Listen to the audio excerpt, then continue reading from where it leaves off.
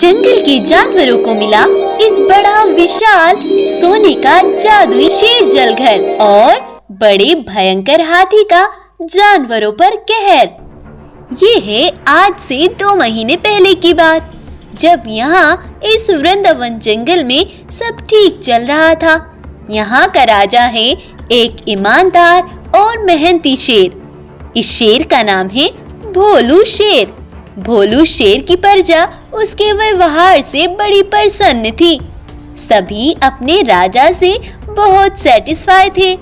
एक बार एक चीता और एक गोरिल्ला आपस में बातें कर रहे होते हैं। तब चीता गोरिल्ला से कहता है, गोरिल्ला भाई, यहाँ सब कितना अच्छा है ना। हमारे जंगल की किसी भी प्राणी को कोई समस्या नहीं है। कल मैं उस विशाल नदी पर पानी पीने गया था। मुझे वहाँ दूसरे जंगल की एक बकरी मिली। उसने इतना सारा पानी पिया जैसे वो कई दिनों से प्यासी हो। अच्छा, कहीं वो उस पालमपुर जंगल से तो नहीं आई थी? हाँ भाई, मुझे याद आया, वो यही नाम ले रही थी। लेकिन तुम इतने हैरान क्यों हो रहे हो? क्योंकि भाई, वहाँ का राजा एक बहुत ही भयंकर बड़ा विशाल हाथी है। वहाँ के सभी जानवर उससे बड़े परेशान हैं। खैर छोड़ो तुम, चलो हम जंगल की सैर करने चलते हैं। ऐसा कहकर वो जंगल की सैर करने लगते हैं और वृंदावन जंगल के जानवर बहुत हंसी खुशी से अपना जीवन बिता रहे थे। ऐसे ही दिन बीत रहे थे। सभी को पेट भर भोजन मिल रहा था और पानी मिल रहा था। आज पूरे 2 महीने बीत गए। जंगल में गर्मी बढ़ने लगी, पानी कम होने लगा, लेकिन फिर भी सभी मिलजुल कर बांट कर पानी पी लेते थे। जंगल में एक नदी थी जिसका पानी कभी कम नहीं होता था। एक बार भोलू शेर ने अपने जंगल के सभी जानवरों को बुलाया और सभा आयोजन किया। मुझे मालूम है प्यारे दोस्तों, जंगल की नदियों में पानी खत्म होने लगा है, लेकिन तुम्हें चिंता करने की कोई जरूरत नहीं है। हमारे जंगल में एक विशाल बड़ी पानी की नदी है। तुम सब उससे पानी पी सकते हो। सभी की मुश्किल आसान हो गई थी और सब बड़े खुश लग रहे थे। लेकिन उनकी ये खुशी शायद कुछ समय की ही थी, क्योंकि वह दूसरे जंगल का बड़ा खतरनाक विशाल हाथी इनके जंगल आ गया था। क्योंकि इस हाथी ने अपने जंगल की नदियों का सारा पानी पीकर खत्म कर दिया था और अब ये यहाँ वृंदावन की विशाल नदी का पानी पीने आया था। वो उस विशाल नदी के अंदर जाता है तो उसमें बहुत मस्ती करता है। नदी में कुछ पानी खराब करता तो कुछ पानी इधर उधर फेंकता।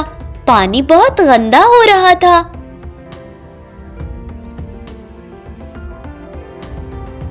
वहीं कुछ जानवर पानी पीने आते हैं।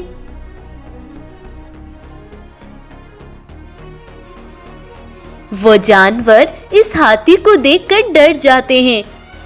तब उनमें से एक लोमड़ी बोलती है, भाई, ये पानी आप ऐसे बर्बाद करोगे तो हम क्या पिएंगे?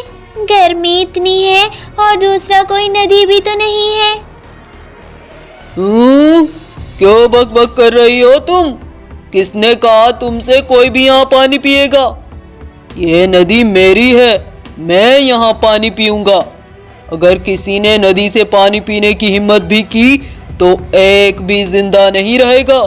समझ गए मेरी बात? अब निकलो यहाँ से। सारे जानवर उससे डर गए थे। वो बेचारे करते भी तो क्या करते। वो वहां से वापस लौट जाते हैं। वो सारी बात अपने महाराज को बताते। फिर शेर महाराज उनके साथ वहीं पहुंचते हैं। शेर हाथी से बहुत रिक्वेस्ट करते हैं कि उन्हें भी पानी पीने दिया जाए। आखिर नदी तो उन्हीं की है ना। तब हाथी बोलता है, तुम्हारी इतनी हिम्मत, जो मुझे बातें बताओ। मैं तुम्हें आखिरी बार कह रहा हूँ, अब अगर इस बात के लिए जरा भी जिद की तो अच्छा नहीं होगा, पछाड़ के रख दूंगा एक एक को। हाथी उनकी कोई बात नहीं सुन रहा था। शेर महाराज और वो जानवर बड़े परेशान हो गए थे, लेकिन वह हाथी से लड़ाई नहीं करना चाहते थे। तभी वहां एक बहुत ही खूबसूरत जादुई गोल्डन शेर उतरता है। वो बहुत ही सुंदर था और उसके अंदर से जादुई शक्तियां निकल रही थी। वो जादुई गोल्डन शेर कहता है, मुझे सब पता चल चुका है जो यहाँ हो रहा है। मैं देख रहा था शेर तुमसे कैसे मिन्नतें कर रहा था, अपने जानवरों की प्यास बुझाने के लिए तुमसे पानी की भीख मांग रहा था, जबकि पानी की ये नदी तुम्हारी नहीं है। मैं जानता हूँ तुमने जानवरों को बहुत परेशान किया हुआ है ना, इसका बदला तुम्हें जरूर मिलेगा। ऐसा बोलकर वो जादुई गोल्डन लाइन हाथी पर शक्तियां छोड़ता है, जिससे वो हाथी बहुत ही छोटा और कमजोर हो जाता है। और वो जादुई गोल्डन लाइन कहता है, अब इस जंगल की सारी नदियां पानी से भर गई हैं। तुम्हारे अच्छे व्यवहार से मैं बड़ा प्रसन्न हूँ, इसलिए मैं तुम्हें कुछ देना चाहता हूँ। यह कहकर जादुई गोल्डन लायन उन्हें एक बड़ा विशाल सोने का जादुई शेर जलघर देता है। वो शेर जलघर बहुत प्यारा था। शेर के मुंह से पानी निकल रहा था और यह दृश्य भी देखने लायक था। तब गोल्डन लायन कहता है, भोलू शेर भाई, ये जादुई जलघर है। इस शेर के मुंह से हमेशा शीतल जल बहता रहेगा। अब किसी भी जानवर को प्यासा रहने की जरूरत नहीं है। गोल्डन शेर उस हाथी से भी कहता है, तुमने सिर्फ अपनी परवाह की, अपने बारे में सोचा और अब तक तुमने जानवरों पर जुल्म ही जुल्म किया, इसलिए अब तुम्हें इस पिंजरे में ही रहना पड़ेगा। शेर उस हाथी को कुछ दिनों के लिए पिंजरे में डाल देता है और कुछ समय ऐसे ही बीत जाता है। कुछ दिन बाद हाथी को भी अपनी गलतियों का एहसास हो गया था। वो सभी जानवरों से अपने किए पर बहुत पछताता है और माफी मांगता है और फिर उन्हीं का दोस्त बन जाता है। अब से हाथी किसी भी जानवर को परेशान नहीं करता और इस तरह सभी के साथ मिलजुल कर और एक बार फिर से सब कुछ ठीक हो गया था इस वृंदावन जंगल में, क्योंकि जंगल के राजा भोलू शेर ने बहुत ही पेशेंस से काम लिया था और इस तरह फिर से सब कुछ ठीक हो गया था। एक बार फिर वृंदावन जंगल खुशहाल हो गया था।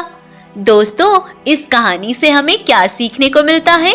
इस कहानी से हमें ये सीखने को मिलता है कि हमें हमेशा पेशेंस से काम लेना चाहिए, धैर्य रखकर मुसीबतों का हल निकालना चाहिए। जैसे शेर ने हाथी के साथ कोई भी जोर जबरदस्ती नहीं की, लेकिन उसकी मुश्किलें आसान हो गई और हाथी भी सुधर गया। तो अगर आपको आज की हमारी ये स्टोरी अच्छी लगती है, इस पर एक लाइक जरूर करें और हाँ, फ्यूचर में अच्छी अपडेट्स के लिए प्लीज हमारे चैनल को सब्सक्राइब करें और बेल आइकन को प्रेस करें।